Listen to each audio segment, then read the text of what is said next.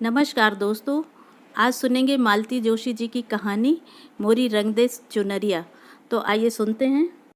सफ़र की थकान इतनी थी कि बिस्तर से उठने का मन नहीं था, पर खुशी के मारे नींद नहीं आ रही थी। यह खुशखबरी किसी को सुनाने के लिए मन व्याकुल हो रहा था। कम से कम जया को तो बताना ही पड़ेगा, नहीं तो वह तो मेरे प्राण ही ले लेगी। वैसे भी आज की खुशी पर सबसे ज़्यादा हक उसका ही है। उसी ने तो इस रिश्ते के लिए इसरार किया था, वरना हम नौकरी पेशा लोग इतनी ऊंची उड़ान भरने के काबिल कहाँ थे।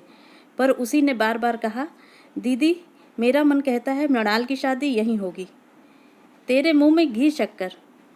सिर्फ घी शक्कर से काम नहीं चलेगा दीदी, चंदेरी की साड़ी लूँगी। अरे बनारसी ले लेना।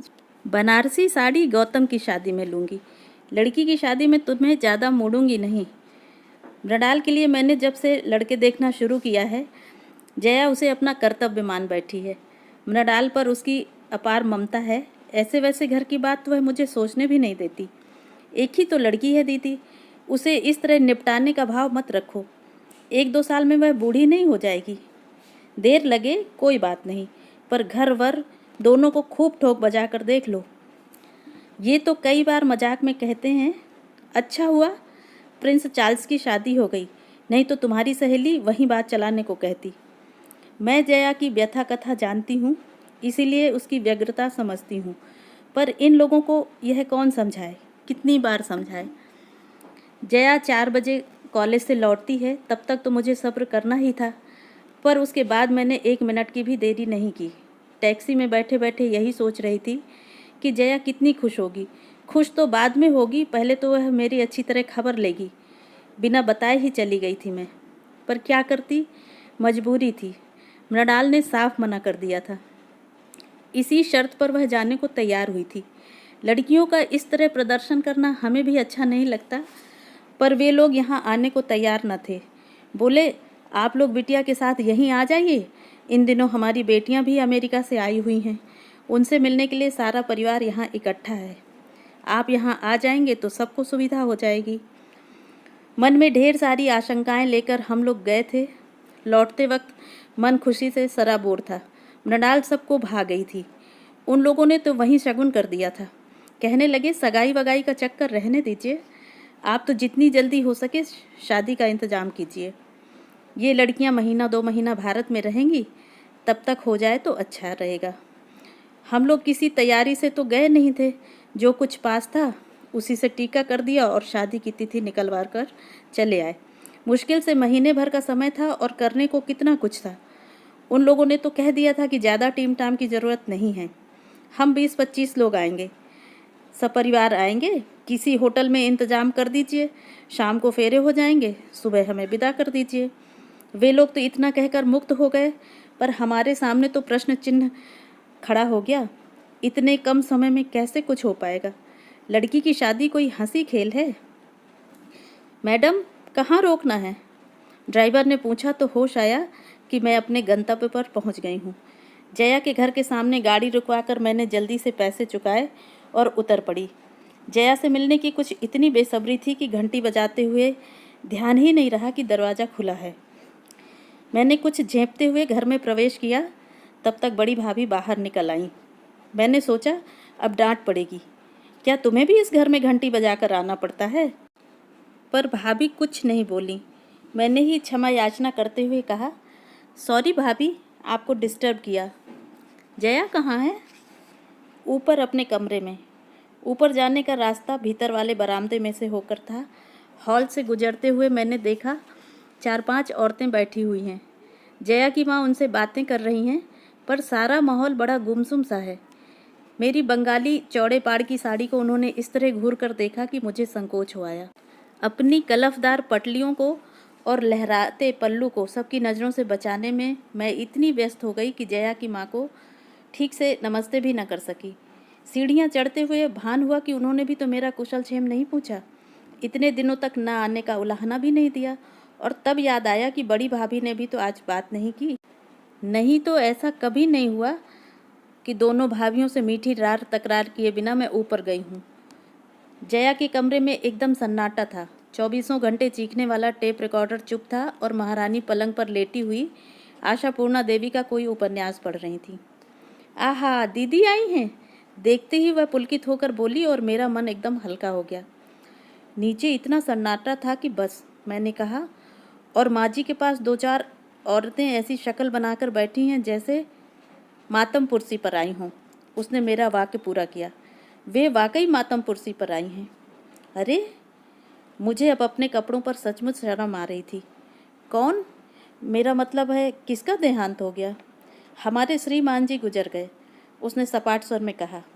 कौन श्रीमान जी? एक ही तो थे दीदी। मेरी कौन 10-20 शादियाँ हुई हैं, उसने कहा। उसके बात करने का लहजा कुछ ऐसा था कि सांत्वना की गुंजाइश ही नहीं थी। और फिर सांत्वना भी किस लिए? जिस व्यक्ति का अस्तित्व ही उसके लिए अर्थहीन था, उसके मरने पर शोक और संवेदना का नाटक मुझसे नहीं हो सका। पर उसके घर में तो बाकायदा मातम मनाया जा रहा है। जिस व्यक्ति से तुम्हारा कभी कोई संबंध नहीं रहा, उसका शोक तुम लोग क्यों मना रहे हो? यही तो मेरी समझ में नहीं आता। हमें तो उन लोगों ने खबर तक नहीं दी। कोई सवाल ही नहीं था।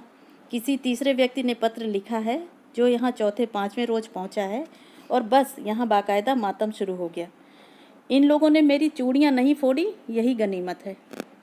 छी, कैसी बातें करती हो, मैंने सिहर कर कहा। सच कह रही हूँ दीदी, मुझे कमरे में कैद करके रख दिया है।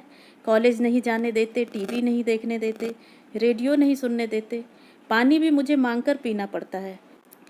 मुझे कोई घड़ा नहीं छूने देता। क्या कह रही हो? सब अम्मा का पागलपन है। मेरी सास मरी थी तब भी यही नाटक हुआ था। मुझे तो सुनकर ही वितृष्णा होने लगी थी। पता नहीं जया कैसे सहन कर रही थी। अच्छा जया, चलूँगी अब, फिर कभी आ जाऊँगी। मैंने एकदम उठने का उपक्रम किया तो उसने हाथ पकड़कर बिठा लिया। ऐसे कैसे चली जाएंगी? जो कहने आई थी वह तो कहिए। वह सब कहने का अब उत्साह ही कहाँ बचा था। मैंने कहा, तुम कॉलेज नहीं आई तो बस देखने चली आई थी कि क्या बात है। झूठ मत बोलिए। आप कॉलेज गई होती तो यह खुशखबरी आपको कब की पता लग जाती।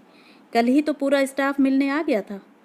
हे भगवान, जया ने कैसे सामना किया होगा उन सब का, खासकर मिसेज माथुर और मिसेज मालवी जैसे लोगों का। उसने जैसे मेरे मन की बात पढ़ ली, बोली, भाभी उनसे नीचे ही निपट लीं। मैंने साफ कह दिया था कि किसी को ऊपर भेजने की ज़रूरत नहीं है। आश्चर्य है, मुझे किसी ने नहीं रोका।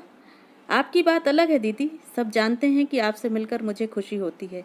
बल्कि आप अगर नीचे से ही लौट जाती तो मुझे बेहद दुख होता, क्योंकि मैं जानती हूँ आप क्या कहने आई थी। बताओ, नडाल की बात पक्की हो गई, ठीक है ना? तुमने कैसे जाना? आपके चेहरे से पढ़ लिया था। आपके कमरे में आते ही जान गई थी, पर सोचा पहले अपनी खबर सुना दूं, फिर आपकी सुनूंगी। उसके कहने का ढंग कुछ ऐसा था कि मुझे बरबस हंसी आ गई। शोक और संजीदगी का जो आवरण ओढ़ रखा था गिर पड़ा। कमरे में आने के बाद पहली बार मैंने खुलकर सांस ली। और सुनाइए, उन लोगों को आपने कैसे पटाया? मैं जैसे इस क्षण की बाट ही जो रही थी, फौरन शुरू हो गई। जया से यह सब कहे बिना मुझे चैन भी नहीं आता। वहाँ का सारा हाल बयान करने के बाद मैं घर परिवार का वर्णन करने बैठ गई। संयोग से उनका सारा कुनबा उन दिनों यहाँ इकट्ठा था। मुझे सबको देखने सुनने का मौका मिल गया था। जया, नडाल की मौसी सास तो एकदम नमूना है। अच्छा हुआ तुम साथ नहीं थी, नहीं तो नडाल की हंसी पर काबू पाना मुश्किल था। शायद इसी वजह से शादी भी टूट जाती। अच्छा, उनमें ऐसी क्या खासियत है? अरे, पढ़ी लिखी तो कुछ खास है नहीं, पर दिन भर अंग्रेजी की टांग तोड़ती रहती हैं। हमारे यहाँ तो सर्वेंटों को बहुत प्रॉब्लम है। ये पिक्चर तो लेडीज़ों के लायक है। हमारे चिल्ड्रंस तो बहुत शैतान हैं। मैंने ठीक ही कहा था। मेरे मुंह से सुनकर जया को भी हंसी का दौरा पड़ गया था। वहाँ तो पता नहीं क्या करती, पर जया की हंसी एकाएक थम गई। मैंने पलट कर देखा, दरवाजे में छोटी भाभी खड़ी थी। यह किस बात पर इतनी हंसी आ रही थी? उनके स्वर में उपालंभ था। मैं तो शर्म से गड़ ही गई।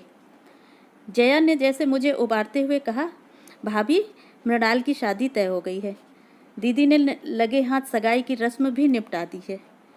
चलो, यह तो बहुत अच्छा हुआ। भाभी ने निर्लिप्त भाव से शिष्टाचार निभाया। उसमें कहीं कोई खुशी का भाव ना था। ना उन्होंने घर या वर के बारे में कुछ पूछा। मैं एकदम उठ खड़ी हुई।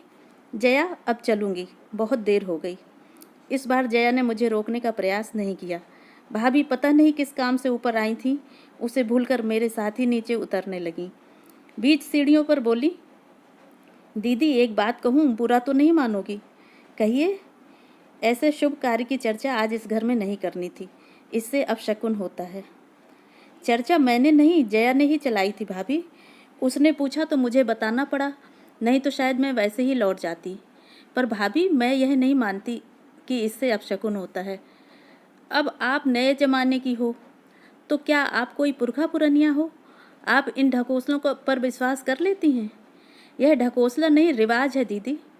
यह कैसा रिवाज है? जिस आदमी का इस घर से कोई संबंध नहीं रहा, जया कभी जिसकी डेहरी नहीं चढ़ी, जिसके नाम से उसने मांग नहीं भरी, मंगलसूत्र नहीं पहना, 20 साल से जिसकी शक्ल भी नहीं देखी, उसका मातम आप लोग क्यों मना रहे हैं? क्यों उस पर लाद रहे हैं? मरने वाला हाड़ मांस का आदमी था दीदी। दुनिया में रोज सैकड़ों हाड़ मांस के आदमी मरते हैं भाभी, लेकिन सबके साथ हमने फेरे तो नहीं लिए होते। मैं हत बुद्धि होकर उन्हें देखती रह गई। उसके बाद उस घर में एक पल भी ठहरना मेरे लिए दूभर हो गया। मेरी सारी खुशी हवा हो गई थी। मन इतना उद्भ्रांत हो गया था कि घर लौटकर मैंने नौकर को बिना बात के डांट दिया। कमरे की बेतरतीबी पर मृणाल को बुरी तरह से झिड़की कि वह सिसकने लगी। खाने की मेज पर इनसे बिना वजह ही लड़ बैठी, पर सबने मुझे माफ़ कर दिया। सब समझ गए कि अब मुझ पर शादी का टेंशन आ गया है और महीना भर किसी की खैर नहीं है। शादी, हाँ, पिछले कुछ दिनों से मैं केवल मृणाल की शादी के बारे में ही सोचती रही हूँ। रात में सपने भी उसी के देखती रही हूँ, पर आज की रात जया के नाम थी। मेरे मानस पटल पर उसकी शादी के कई चित्र बनते बिगड़ते रहे। मैं उस शादी में उपस्थित नहीं थी। हम लोगों का परिचय तो बहुत बाद में हुआ, पर जो कुछ सुना था वह मेरी कल्पना शक्ति के लिए काफ़ी था। बहुत ऊंचे घर में जया का संबंध हुआ था। 4 भाइयों का परिवार था। बड़े भाई पिता के साथ घर का कारोबार देखते थे। बीच वाले दोनों इंजीनियर थे। जया का दूल्हा सबसे छोटा और फिलासफर किस्म का था। जया के पिता वहाँ 2-4 बार गए, पर उससे बात नहीं हो पाई। उन्होंने लड़कों से कहा, हो सकता है मेरा लिहाज करता हो, संकोच के मारे ना बोलता हो, तुम लोग जाकर मिल तो आओ। ऐसा न हो कि वह हकलाता या गूंगा बहरा हो। जया के भाई गए और तसल्ली करके घर लौट आए। गूंगा बहरा तो नहीं है, पर हाँ घुन्ना है, बहुत कम बोलता है। अरे उसे तो हमारी जया 15 दिन में तोता बना देगी, बड़ी भाभी ने कहा। सब ने चैन की सांस ली और तैयारी शुरू कर दी। बारात बड़ी धूमधाम से आई थी। चारों सुदर्शन भाइयों को देखकर लोगों को राम जी की बारात याद आ गई। चढ़ावा तो ऐसा था कि सबकी आंखें फटी की फटी रह गई थीं। शिकायत थी तो सिर्फ लड़कियों को। वर के तीनों भाई उसे इस तरह घेरे हुए थे कि छेड़खानी करने का मौका ही नहीं मिलता था। जयमाला तक तो ठीक था, पर जब बाकी रस्मों पर भी वे बॉडीगार्ड की तरह साथ लगे रहे तो ममेरी बहन ने चुटकी ली, आप लोग पांडवों की तरह फेरे भी साथ ही लोगे क्या? इस फिक्रे पर वे लोग थोड़ा झेंपे, थोड़ा पीछे हटे तो सबको राहत मिली, पर कितनी सी देर को। उसके तुरंत बाद ही तो वह अघट घट गया। गठजोड़ी करके सप्तसदी के साथ इन लोगों ने अग्नि की परीक्षा शुरू ही की थी कि दूल्हा गों गों करता हुआ गिर पड़ा। आंखें कपाल पर चढ़ गईं और मुंह से झांकसा निकलने लगा। किशोरी नववधू तो यह दृश्य देखते ही मूर्छित हो गई। मेहमानों में 1-2 डॉक्टर भी थे। वे दौड़कर आए, मुआयना किया और बताया, घबराने की कोई बात नहीं है, मिर्गी का दौरा है, 1-2 घंटे आराम कर लेने दीजिए, ठीक हो जाएगा। 2 घंटे तक क्या कोई चुप रहता है? जितनी मुंह उतनी बातें होने लगी। किसी ने कहा कि बचपन से ही ऐसे फिट्स आते रहे हैं, तभी तो कभी स्कूल नहीं भेजा, घर पर ही सारी पढ़ाई करवाई है। किसी ने कहा हाई स्कूल तक तो सब ठीक था, उस साल फर्स्ट डिवीज़न पास हुआ तो किसी ने टोटका करा दिया, बस उसके बाद सब गड़बड़ हो गया। एक ने बताया कि परीक्षा में दौरा पड़ जाने से उसका बीए का रिजल्ट खराब हो गया, उसका दिमाग पर असर पड़ा, और किसी ने यहाँ तक बताया कि परीक्षा हॉल में ही दौरा पड़ जाने से उसकी प्रेमिका पर राज खुल गया, तो उसने शादी से मना कर दिया। हताशे में लड़के ने नींद की गोलियां खा लीं। मौत तो नहीं आई, पर एक अभिशप्त जीवन दे गई। इस बहसबाजी का सार यही था कि लड़का नीम पागल है, उसे मिर्गी का दौरा पड़ता है। उसके पास बीए की डिग्री थी, यह उसने कैसे हासिल की यह कोई नहीं जानता था। हैरत की बात तो यह थी कि वर के परिवार वाले इस विषय में मौन साधे हुए थे। वे तो ऐसा अभिनय कर रहे थे जैसे उन्होंने मिर्गी का यह दौरा पहली बार देखा हो। जया के पिताजी ने फिर ज़्यादा सोच विचार नहीं किया, साफ कह दिया कि ऐसे झूठे और दगाबाज लोगों के घर में अपनी लाडली को नहीं भेज सकता। मैं उसे ज़िंदगी भर खिलाने का हौसला रखता हूँ। मैं उन लोगों को दोष नहीं देती दीदी, जया अक्सर मुझसे कहती। उन लोगों ने जो कुछ किया स्वार्थ के वशीभूत होकर किया। उन्होंने सोचा हो कि शायद बहू के पुण्य प्रताप से या सेवा चाकरी से लड़का लाइन पर आ जाएगा। अगर पिताजी इतनी हठधर्मी न करते या मैं भी भावुकतावश जाने का निर्णय कर लेती तो हो सकता है कि स्थिति में कुछ सुधार भी हो जाता। सिनेमा में, उपन्यासों में ऐसा होता भी तो है। पर दीदी, मुझे तो उन लोगों पर तरस आता है, गुस्सा आता है जिन्होंने इतनी बड़ी बात हमसे छिपाई। वे लोग हमारे रिश्तेदार थे, इन लोगों के पड़ोसी थे। वे सब कुछ जानते थे, पर उन्होंने हमें कुछ नहीं बताया, बल्कि यह रिश्ता भी उन्हीं लोगों ने सुझाया था। नहीं तो इतनी दूर हम क्यों जाते? दूरी के कारण ही तो पिताजी ठीक से अता पता नहीं कर सके। वे तो अपने बंधु बांधवों के भरोसे निश्चिंत बैठे रहे। उन्हें क्या पता था कि वे लोग इस तरह पीठ में छुरा भोंक देंगे। बंधु बांधव और करते ही क्या हैं, मैं कहती। इसीलिए तो कौरव पांडवों की कहानी बराबर दोहराई जाती है। दुनिया में रोज महाभारत होते हैं। इस हादसे के बाद साल भर तक जया घर में मुंह छिपाए बैठी रही। पर इस तरह कब तक चलता? कभी तो उसे खोल से बाहर आना ही था। उसकी पूरी जिंदगी उसके सामने फैली पड़ी थी। मन को मजबूती से थाम कर उसने बीए की पढ़ाई पूरी की, फिर एमए में गोल्ड मेडल लिया और हमारे कॉलेज में लेक्चरर हो गई। मैंने और उसने एक ही दिन ज्वाइन किया था। हमारी नौकरी और दोस्ती की शुरुआत साथ ही हुई थी। हम दोनों की आयु में अंतर था, परिस्थितियाँ भी भिन्न थीं। नौकरी मेरे लिए मजबूरी नहीं थी, एक भरी पूरी गृहस्थी थी मेरी। 2 बच्चे थे, पति अच्छे ओहदे पर थे, लेकिन मैं अपनी डिग्रियों पर जंग नहीं लगने देना चाहती थी। 2 बच्चों के बाद ही मैंने विराम ले लिया था और करियर की शुरुआत की थी। लेकिन परिस्थितियों का यह अंतर हमारे बीच में बाधक नहीं बना। एक बार मन मिल जाए तो बाहरी चीज़ें गौड़ हो जाती हैं। हो सकता है हमारा कोई पूर्व जन्म का संयोग ही रहा हो। कितनी जल्दी हम एक दूसरे से घुल मिल गईं। मेरे बच्चे तो उसकी आंखों के तारे थे। मजाल है जो कोई फरमाइश अधूरी रह जाती। मम्मी ने जरा कंजूसी की नहीं कि फौरन जया मौसी के पास शिकायत पहुंच जाती। अपने बच्चों को डांटना भी मेरे लिए कठिन था। फौरन मुझे जया से डांट खानी पड़ती। वह अपने मन का सारा संचित स्नेह गौतम और मृणाल पर लुटा रही थी। उनके लिए टॉफियाँ और खिलौने तो आते ही थे। हर साल सालगिरह पर एक नया स्वेटर भी पाते थे। मुझे जब जब पीहर की याद आती मैं उसके घर चली जाती। अम्मा जी मुझे खूब प्यार करती थीं। उन्होंने एक तरह से मुझे अपनी बड़ी बेटी ही मान लिया था। उसकी दोनों भाभियाँ भी मेरा खूब स्वागत करतीं, मीठे उलाहने देती तो नए नए व्यंजन भी खिलातीं। जया सचमुच भाग्यवान थी, नहीं तो ऐसे सहृदय भाई और स्नेही भाभियाँ अब कहाँ मिलती हैं। दिन बहुत अच्छे से गुजर रहे थे, पर कभी कभी मन बड़ा उदास हो जाता। लगता जया बेचारी यहाँ यहाँ खुशियाँ खोजती रहती है, उसे उसका हक मिलना चाहिए। उसकी गाड़ी फिर से पटरी पर लाने की मैं खूब कोशिश करती। मैट्रोमोनियल्स पढ़ पढ़ कर मैंने अपनी आंखें दुखा ली थी, पर जया कुछ जवाब नहीं देती, सिर्फ हंसकर रह जाती। उन्हीं दिनों मेरे मौसेरे भाई की पत्नी प्रसूति में चल बसी थी।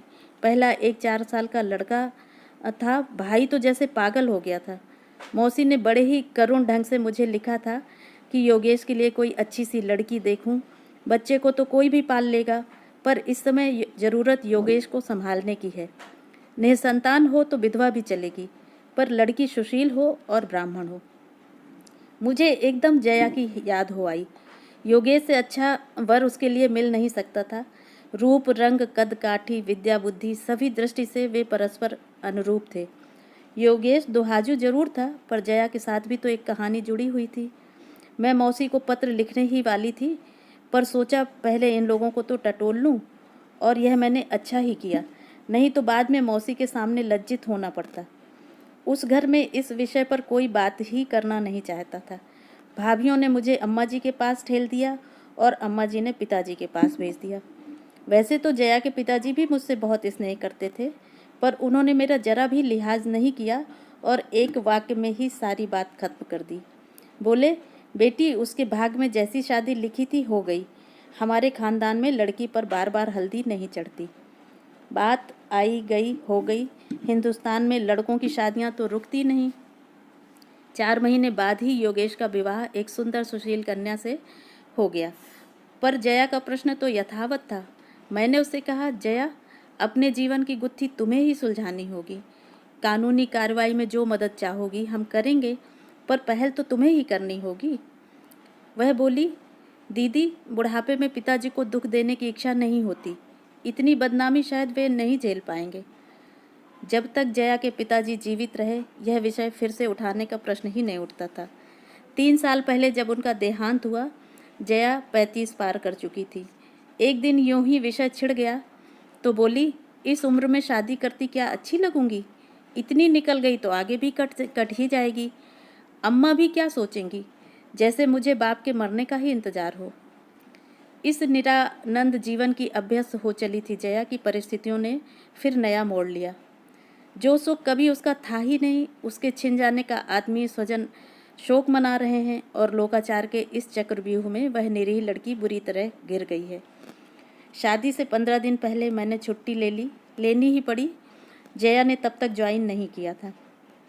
जब वह दोबारा कॉलेज जाने लगी तो मुझे आशा थी कि कॉलेज आते जाते किसी दिन वह ज़रूर आएगी, सारी तैयारियों का मुआयना करेगी, मेरी आलोचना करेगी, सलाह देगी, पर वह तो एक बार झांकी तक नहीं। मैंने कितने दिनों तक कार्ड्स नहीं छपवाए। उसे बहुत चाव था। जब भी किसी का कार्ड देखती तो कहती, दीदी, मृणाल की शादी में कार्ड्स का कॉन्ट्रैक्ट मुझे देना। देखना, ऐसा डिज़ाइन करूँगी, वो शानदार मैटर होगा कि लोग हॉल में सजा कर रखेंगे। रिसेप्शन का मीनू बनाते हुए उसकी इतनी याद आई। सुनार की दुकान पर अकेले पाँव देने का मन ही नहीं हो रहा था। ढेर सारी साड़ियाँ खरीदनी पड़ी, पर शॉपिंग का कोई मज़ा नहीं आया। दुकानदार भी अक्सर पूछ लेते, मैडम, आज आपकी सहेली नहीं आई? मैंने तो कभी सोचा भी नहीं था कि वह ज़िंदगी का इतना ज़रूरी हिस्सा बन गई है। कार्ड देने तो उसके यहाँ जाना ही था। हम लोगों ने पूरे परिवार को सादर आमंत्रित किया। फिर मैंने जया से कहा, तुम्हें तो पूरे 2 दिन की छुट्टी लेनी पड़ेगी। मैं कोई बहाना नहीं सुनूंगी। मृणाल को विदा करके ही तुम घर लौटोगी। उसने फीकी हंसी हंसकर कहा, अम्मा से पूछ लो। अम्मा जी तो इनके सामने ज़्यादा बोलती नहीं थी। बड़ी भाभी ने कहा, हम लोगों में से कोई आ जाएगा दीदी, पर जया के लिए इसरार मत करना। देखो, अभी 1.25 महीना भी नहीं हुआ है, लोग क्या कहेंगे। कोई बहुत तीखी सी बात मेरे होठों तक आई, पर मैं जब्त कर गई। इनके सामने तमाशा करने की हिम्मत नहीं पड़ी, और फिर कहने से फ़ायदा भी क्या था, बेकार अपना ही मूड खराब होता। हम लोग चलने लगे तो जया ने मुझे एक और बुलाकर कहा, दीदी, मेरी एक बात रखोगी? कहो। मृणाल को दुल्हन के रूप में देखने का बहुत अरमान है। 10 मिनट के लिए ही सही उसे मेरे पास भेज सकेंगी? ओह श्योर, मैंने कहा। उस समय उसका कंठ इतना भीगा हुआ था कि उसकी कोई भी विनती मैं टाल नहीं सकती थी। मन में बस यही कसक बनी रही कि जया नहीं आई। बाकी सारा आयोजन इतना सफल रहा जिसकी हमने कल्पना भी नहीं की थी। बाराती तो कुल जमा 25 ही थे, पर घरातियों की संख्या उनसे 10-20 गुना अधिक थी। मेरा स्टाफ था, इनका स्टाफ था, मृणाल की सहेलियां थीं, अड़ोसी पड़ोसी थे, और थे ढेर के ढेर रिश्तेदार। पर कहीं कोई बदइंतजामी नहीं हुई। मंडप की साज सज्जा से लेकर भोजन की व्यवस्था तक कहीं किसी को शिकायत का मौका नहीं मिला। दूल्हे के चुनाव को लेकर तो सभी ने हमें बधाइयों से लाद दिया। खुशी का वह भार मुझसे संभाले नहीं संभल रहा था।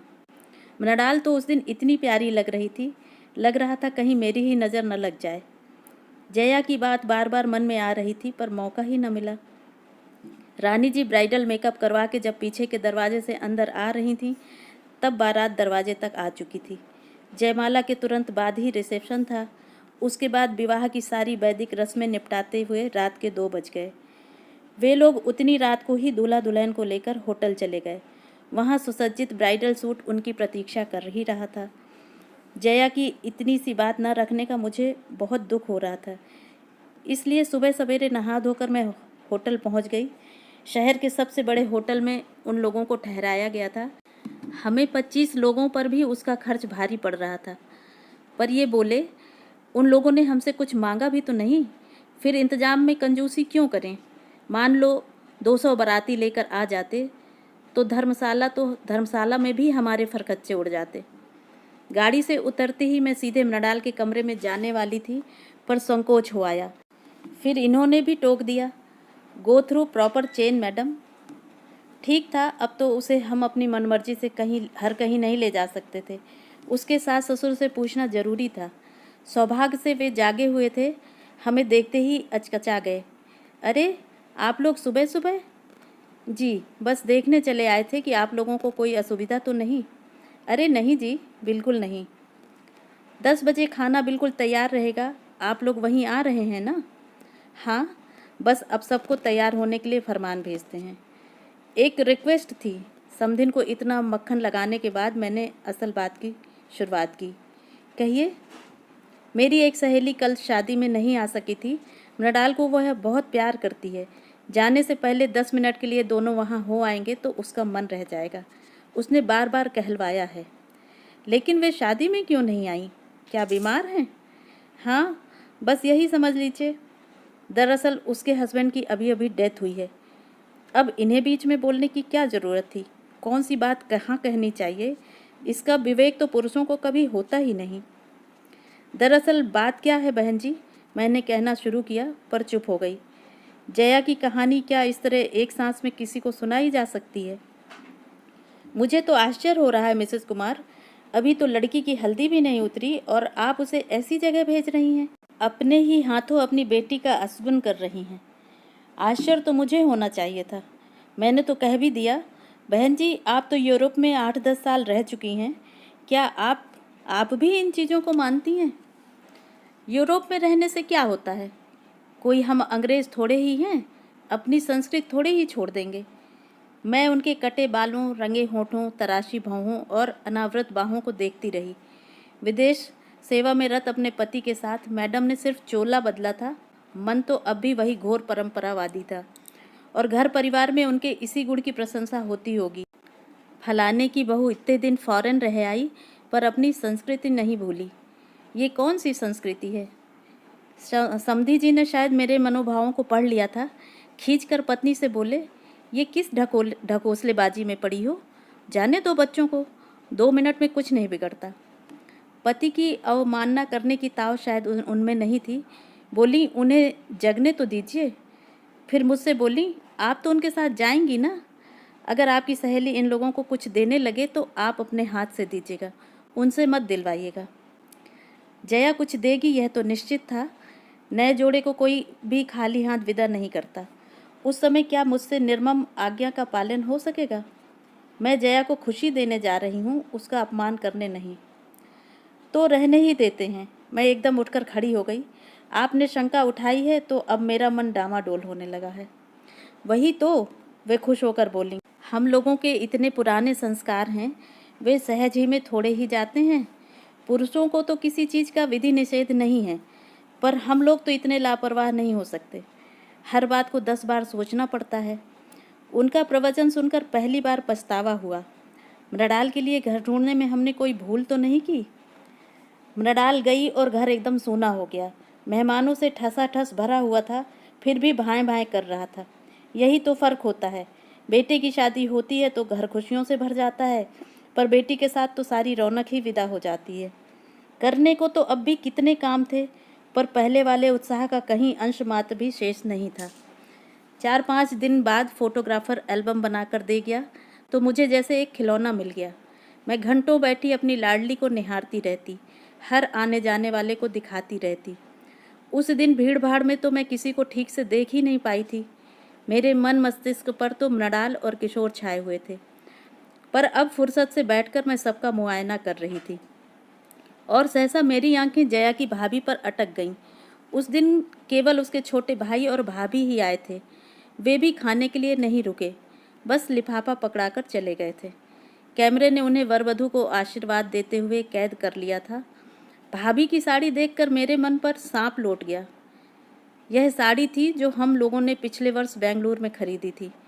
पिछले वर्ष कॉलेज की ट्रिप दक्षिण भारत गई थी। पूरे रास्ते में हम लोग साड़ियाँ और नग वाले गहने खरीदते रहे। जया ने गहरे हरे रंग की कांजीवरम खरीदी थी, जिसका लाल और सुनहरी बॉर्डर था। उसने कहा था, दीदी इसका उद्घाटन मृणाल की शादी में करेंगे। जया ने वही किया था। मृणाल की शादी में भाभी को वही साड़ी पहनाकर भेज दिया था। अच्छा हुआ जो उस दिन मेरा ध्यान नहीं गया, नहीं तो मूड इतना खराब होता कि बस।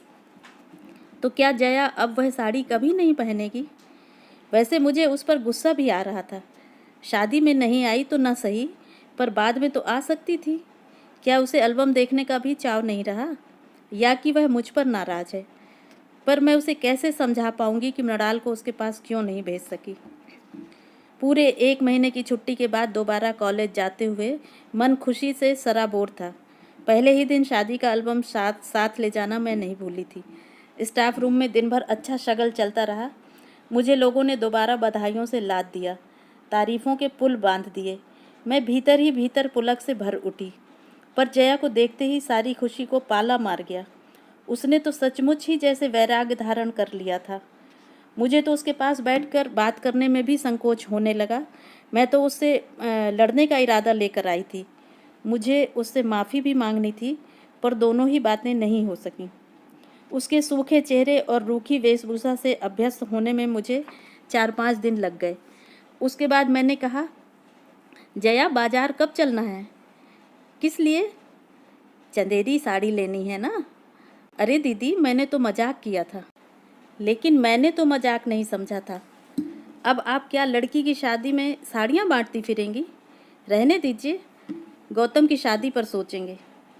लड़का हो या लड़की, क्या फ़र्क पड़ता है? दोनों की शादी में माँ बाप को खुशी तो होती ही है। और फिर लड़के का क्या ठिकाना? कल को कनाडा से एक मैम लेकर आएगा और कहेगा, मम्मी यह रही तुम्हारी बहू। तब क्या होगा? मेरे सारे अरमान धरे के धरे रह जाएंगे। मैम बहू आएगी तो क्या आप हमें साड़ी नहीं देंगी? फालतू बातें बंद। यह बताओ बाजार कब चलना है? अभी रहने दीजिए दीदी, अभी बाजार जाती क्या मैं अच्छी लगूंगी? जया, यह तुम्हें क्या होता जा रहा है? मैंने कहा। कहना तो और भी बहुत कुछ चाहती थी, पर चुप रह गई। सचमुच इस लड़की को क्या होता जा रहा है? कपड़े तो जैसे भी पहन रही है ठीक है, पर शरीर भी तो सूखता चला जा रहा है। ब्लाउज झूल रहे हैं, गालों की हड्डियां निकल आई हैं, आँखों के इर्द गिर्द स्याह घेरे बन गए हैं। क्या रातों को सो नहीं पाती?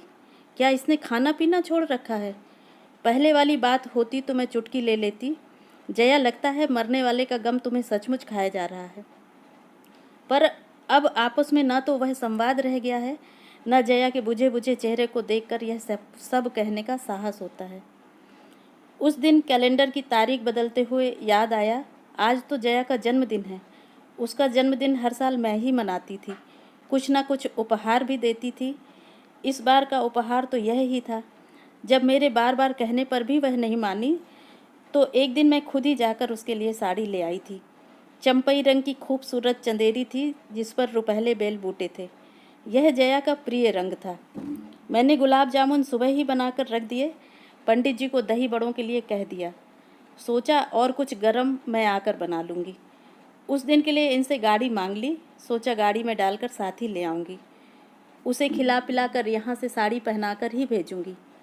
उसका यह अकारण वैराग्य अब मुझसे झेला नहीं जा रहा था। किसी को तो पहल करनी पड़ेगी। वह अपने आप तो इस तथाकथित शौक से उबर नहीं पाएगी। पर कॉलेज जाते ही मुझे निराश होना पड़ा। उस दिन फिर उसकी छुट्टी की एप्लीकेशन आई हुई थी। मेरी सारी व्यूह रचना व्यर्थ होकर रह गई। क्या करती है यह लड़की? हर 2 दिन बाद गायब हो जाती है। स्टाफ रूम में मैंने अपनी झल्लाहट उतारते हुए कहा, इसे नौकरी वोकरी करनी है कि नहीं? आपको नौकरी की पड़ी है मिसेस कुमार, वहाँ लाखों के वारे न्यारे हो रहे हैं। मिसेस माथुर का यह फिक्र इतना अप्रत्याशित था कि मैं जड़ होकर रह गई। विश्वास न हो तो मिसेस गुप्ता से पूछ लो। मैंने मिसेस गुप्ता की ओर देखा तो वे बुरी तरह झेंप गईं।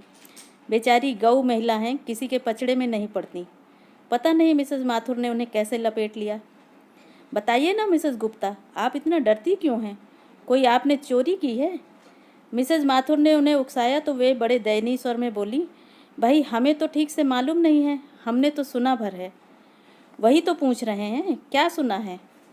हमारे सामने अस्थाना साहब एडवोकेट हैं ना, वो बता रहे थे कि इन लोगों ने दावा किया है। कैसा दावा?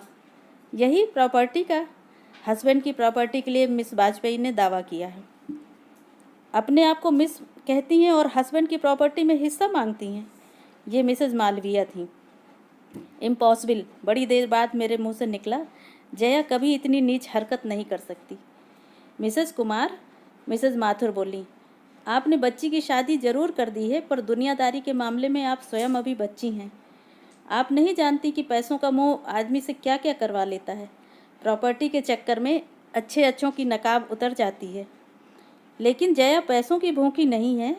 वह खुद 2,500 रुपया महीना कमा रही है, और 1000 और लाख में फ़र्क होता है मिसेस कुमार। पर मैं कहती हूँ, इसमें इतनी हाय तौबा मचाने की क्या ज़रूरत है। मिस रायज़ादा बोली, अगर वह उस शख्स के नाम पर 20 बरस तक धूनी रमाकर बैठी रही हैं तो प्रॉपर्टी में उसका पूरा हक बनता है। वह अपने जायज़ हक के लिए लड़ रही है। बात जायज़ या नाजायज़ हक की नहीं है मिस रायज़ादा, मैंने संजीदा होकर कहा। प्रश्न तो यह है कि जिस बंधन को मन ने कभी स्वीकार ही नहीं किया, उसके मन जरूर स्वीकार करता। मिसेज माथुर बोली, अगर मन यह पहले से जानता कि आसामी 5 लाख का है तो वह सारे बंधन स्वीकार कर लेता। 5 लाख?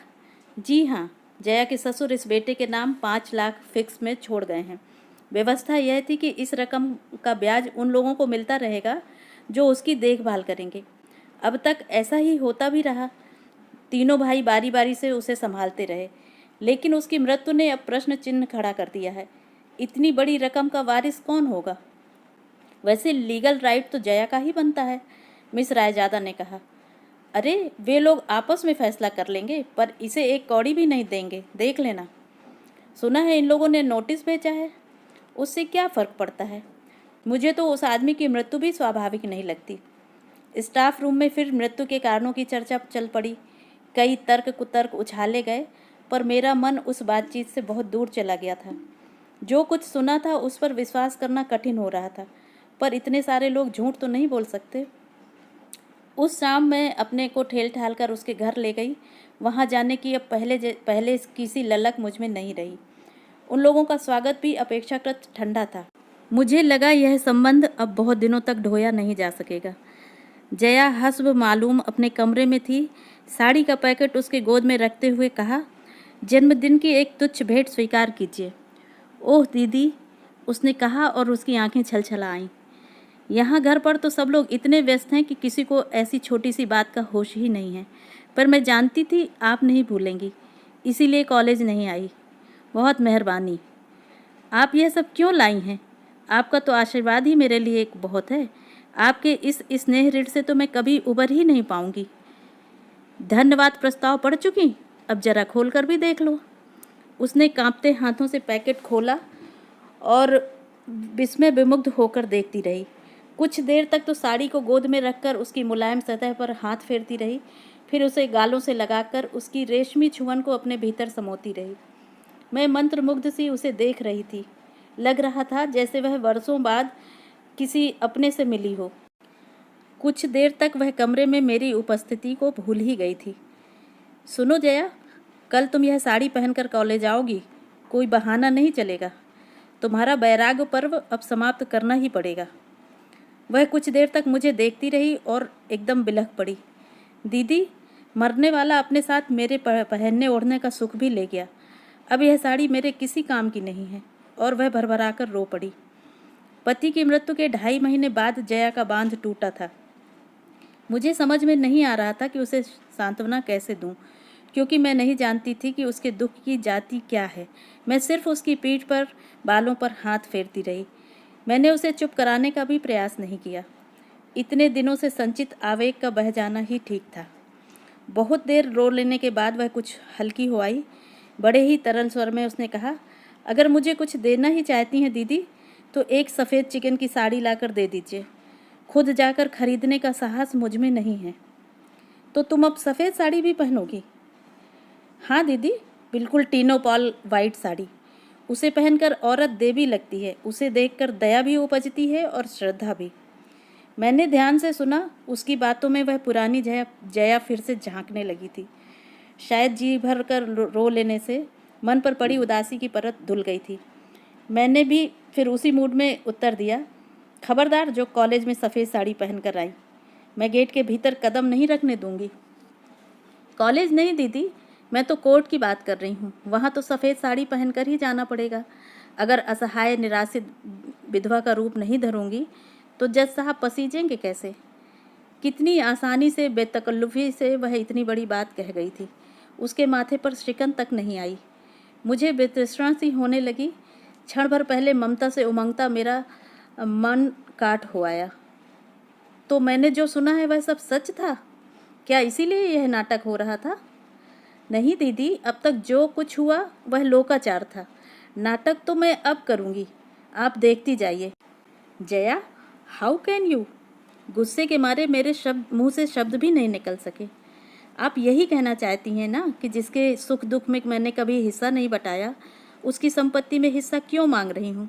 जिसका नाम कभी मैंने अपने नाम के साथ नहीं जुड़ने दिया, उसके वारिसों की लिस्ट में नाम क्यों लिख रही हूँ? आप यही कहना चाहती हैं ना? हाँ, मैं यही कहना चाहती हूँ। मैं यही पूछना चाहती हूँ कि जरा से रुपयों के लिए तुम अपने आत्मसम्मान को ताक पर क्यों रख रही हो?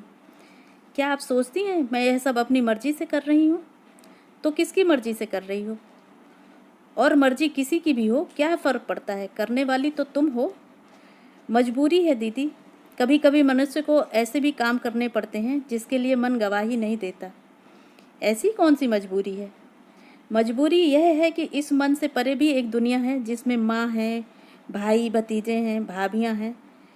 वे लोग क्या कहते हैं? कहते हैं कि समय के साथ चलना सीखो। अम्मा कहती हैं कि तुम्हें भाइयों के पास ही रहना है तो उनकी होकर रहो, उनके मन की करो।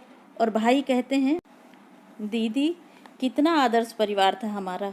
लोग घर की बहू बेटियों के सामने हमारे घर की मिसाल रखते थे। कितने उतार चढ़ाव आए होंगे, पर हमारे यहाँ कभी चकचक नहीं हुई।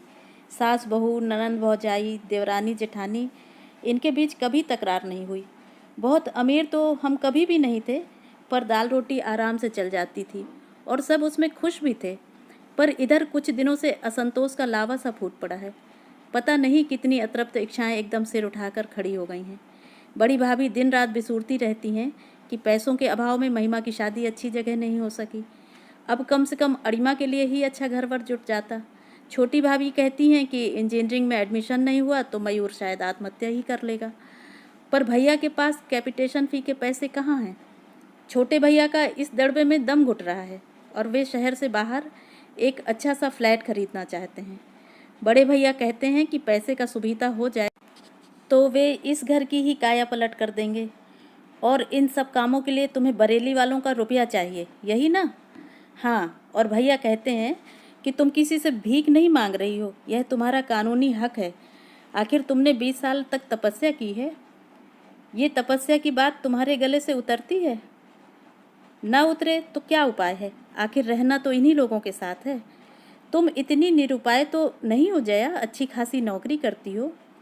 नौकरी सिर्फ रोटी देती है दीदी, पर हिंदुस्तानी औरत को एक सुरक्षित छत चाहिए, फिर चाहे वह पिता की हो अथवा भाई की, पति की हो अथवा बेटे की।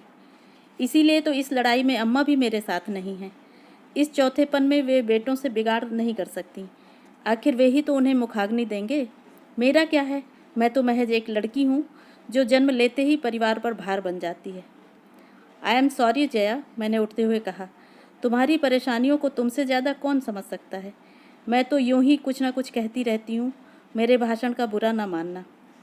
वह मुझे छोड़ने नीचे तक आई, पर हम दोनों में फिर कोई बात नहीं हुई। बैठक से गुजरते हुए देखा, घर के लगभग सभी सदस्य वहाँ उपस्थित हैं और गर्मा गर्म बहस चल रही है। जया, जरा इन लोगों की हिमाकत तो देखो, बड़े भैया ने एक कागज़ नचाते हुए कहा। क्या हुआ? अरे वे लोग तो तुम्हारी शादी को ही चैलेंज कर रहे हैं। लिखते हैं कि हिंदू विवाह नियम के अनुसार फेरों के बाद ही विवाह पूर्ण रूप से संपन्न माना जाता है। जयमाला कोई वैदिक विधान नहीं है, यह तो मात्र एक परंपरा है। मैं 10 गवाह खड़े कर दूंगा कि फेरे हुए थे, छोटे भैया ने जोश में कहा। तो क्या वे लोग 100 गवाह नहीं ला सकते? आखिर 5 लाख का मामला है। जया की इस व्यंग्योक्ति पर छोटे भैया चकित होकर उसे देखते रह गए। तुम्हारी सास के मरने पर अपने यहाँ चिट्ठी आई थी, पिताजी की पुरानी फाइलों में वह भी मिल जाएगी। हम उसे कोर्ट में दिखा सकते हैं। अगर हमारा कोई संबंध नहीं था तो हमें सूचना क्यों भेजी गई? बड़े भैया की दलील बड़ी जोरदार थी, पर जया के पास भी नहले पर दहला था। अगर वे सचमुच मेरी सास थीं तो मैं उस समय बरेली गई क्यों नहीं? सास के बाद ससुर भी मेरे शांत हुए थे, उनकी खबर क्यों नहीं आई? उनके बेटे के बारे में भी तो हमें तीसरी जगह से पता चला। उन लोगों ने क्यों नहीं लिखा? यही तो जालसाजी है, इसी पॉइंट पर तो हम उन्हें धर लेंगे। और अगर वे पूछें कि मैं अब तक मिस वाजपेयी क्यों हूँ, तो आप क्या जवाब देंगे? मेरा service record, GPF, bank account सब तो इसी नाम से है। अरे तू तो जिरह पर उतर आई। बड़े भैया एकदम गुस्सा हो गए। जिरह कर भी रही है तो किसकी तरफ से, यह तो देखो। मैं अपनी ओर से जिरह कर रही हूँ छोटे भैया, जया ने आवेश में भरकर कहा। 39 साल की हो गई हूँ मैं, कभी तो मुझे बोलने का मौका दीजिए। हाँ बोलो, क्या कहना चाहती हो? सिर्फ यही कि बस अब बहुत हो चुका, अब मेरी ज़िंदगी से खिलवाड़ मत कीजिए। हम खिलवाड़ कर रहे हैं तो इसे और क्या नाम दूँ? मेरे लिए सारे निर्णय आप लोग ही तो लेते रहे हैं। कभी मुझसे पूछा तो होता कि मेरी मंशा क्या है? आप लोगों की हठधर्मी ने मुझे मेरी ससुराल नहीं जाने दिया। वहीं सुख में दुख में जैसे भी होता मैं जी ही लेती। इसका ज्ञान तो हमें घुट्टी में ही पिलाया जाता है। वहाँ रहती तो यह आज की समस्या तो न उठती। उस समय आप लोगों ने यह नहीं सोचा कि इतनी पहाड़ सी जिंदगी मैं कैसे काटूंगी। बाबूजी की जिद ने मुझे दूसरी शादी नहीं करने दी, नहीं तो आज मैं कहीं अपनी छोटी सी गृहस्थी लेकर चैन से जी रही होती। अब आप फिर मेरा तमाशा बनाने पर तुले हुए हैं। अब आप सबूत जुटाएंगे और कोर्ट दर कोर्ट साबित करते फिरेंगे कि मैं सचमुच मरने वाली की ब्याहता हूँ। जिस गति से इस देश में दीवानी मुकदमे चलते हैं, उससे जाहिर है इसमें सालों लग जाएंगे। तब तक मेरा वजूद क्या होगा, बताइए तो? मैं कुंवारी हूँ या विवाहिता, विधवा हूँ या परित्यक्ता? सबको जैसे काट मार गया था। कमरे में इतने लोग थे, पर जया के स्वर की धार ने सबको गूंगा कर दिया था। बड़े भैया, उसने अश्रु विगलित कंठ से कहा, मैं आपके पांव पड़ती हूँ। आप चाहें तो मेरी सारी पेंशन, जीपीएफ, सीपीएफ अपने नाम लिखवा लीजिए, पर मुझसे ऐसा कोई काम न करवाइए कि मैं अपनी ही नज़रों में गिर जाऊँ। मुझ पर इतनी मेहरबानी ज़रूर कीजिए। चलिए दीदी, उसने मेरा हाथ पकड़कर कहा तो मुझे होश आया और शर्म भी। उस पारिवारिक ड्रामे की मूक दर्शक बनी मैं अब तक वहीं खड़ी थी। सॉरी जया, मैंने बाहर निकलते हुए कहा, मुझे बहुत पहले चले जाना चाहिए था। भाभी लोग पता नहीं क्या सोच रही होंगी। मुझे मालूम है वे क्या सोच रही हैं, और उनका सोचना बिल्कुल ठीक है। आज आप साथ थी, इसीलिए तो मैं इतना खुलकर बोल सकी, नहीं तो शायद फिर से होंठ सी लेती और अपने में ही घुलती रहती। और फिर एकाएक तरल स्वर में बोली, दीदी अगर कभी ज़रूरत पड़ी तो आप पर भरोसा कर सकती हूँ ना, निराश तो नहीं करेंगी? जया, मैंने उसका कंधा छूकर कहा, मेरे दरवाजे तुम्हारे लिए कभी बंद नहीं थे, तुम ही उधर का रास्ता भूल गई थी। रास्ता भूल गई थी, आपको नहीं भूल सकती। आपसे बढ़कर मेरा अपना है ही कौन? आप ही ने तो मेरे जीवन में दोबारा रंग भरने की कोशिश की है। औरों के तो चेहरे भी इस समय पहचाने नहीं जा रहे हैं। इतनी ज़्यादा भावुकता मेरे बर्दाश्त से बाहर हो रही थी। मैंने तुरंत हाथ दिखाकर एक रिक्शा रोक लिया और उसमें बैठते हुए सहज ढंग से पूछ लिया, तो फिर कल कॉलेज आ रही हो ना? बिल्कुल आ रही हूँ, और आपकी दी हुई साड़ी पहनकर आ रही हूँ। जनता से कहिए जरा होशियार रहे, उसने अपने बेलौस अंदाज में कहा।